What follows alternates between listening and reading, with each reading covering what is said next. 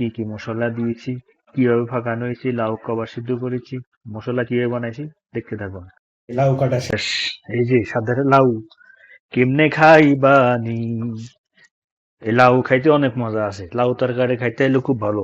ঠিক আছে নি? তো আমরা লাউ দিয়ে ডাল দিয়ে ফাঁকামু, কিভাবে ফাঁকাই পাশে থাকুন আমাদের, তাহলে আপনারা এভাবে ফাঁকাতে পারবেন। ঠিক আছে?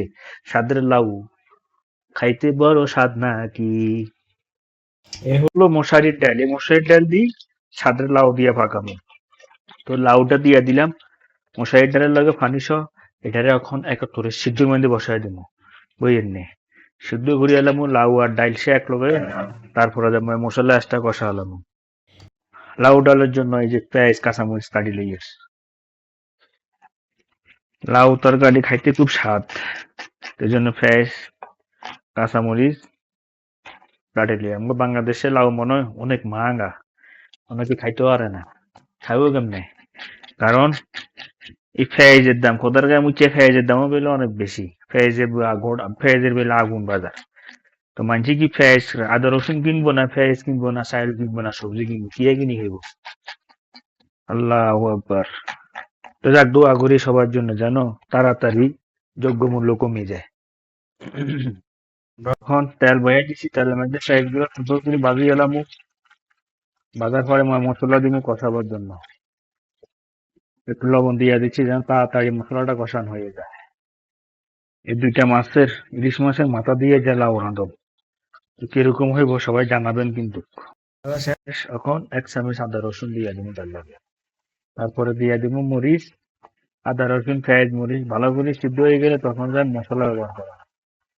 দিয়ে দিচ্ছি পরিমাণ মতন হলুদ, পরিমাণ মতন গুঁড়া মরিচ, একটু ধনিয়ার গুঁড়া, একটু জিরার গুঁড়া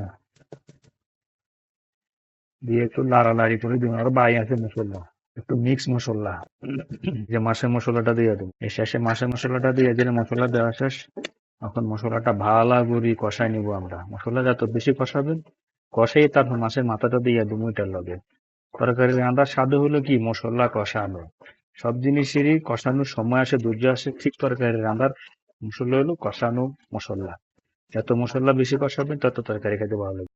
দেখেছেন, যে আমি বলছিলাম মশলা যত কষাবেন এত তরকারি খাইতে ভালো লাগবে। তরকারির মেন ওষুধ হলো মশলা। তো মশলা কষানো হয়ে গেছে, তখন আমরা এই যে মাছের মাথাটা দিয়ে দিব। ওই মাছের মাথাগুলো ভালো করে ভেঙে চুরে মশলাটা কষে তারপর লাউ সিদ্ধ এটার লগে দিয়ে দিলাম। এই যে এদিকে আমাদের লাউটা সিদ্ধ হইতেছে, লাউটা একটু লাড়া দিলে এই যে লাউটা সিদ্ধ হয়ে যায় আস্তে আস্তে। ঠিক আছে? আজকে স্বাদের লাউ তরকারি ফাঁকানো খাই। যখন মশলার সাথে মিক্স করি হলো না, হলো মশলা মাছের মাথা মতো ভালো করে কষাই লিয়েছে, এখন লাউ ডালটা ঢেলে দেবো। এখন এভাবে মশলা কষা লাউ এক্সট্রা কষা রাখবেন, খাইতে খুব সেই মজা লাগবে। এই যে দেখছেন লাউ ডাল মশলা কষা হলেছি, সব মিক্স করে দিতেছি এখন। এই জন্যে এই এটা হলো মাছের মাথা দিয়ে লাউ পাকানো। সবাই পাশে থাকুন, এখনো বাকি আছে একটু, এবার আর একটু টানুক, টানলে তখন যাই দেখবেন।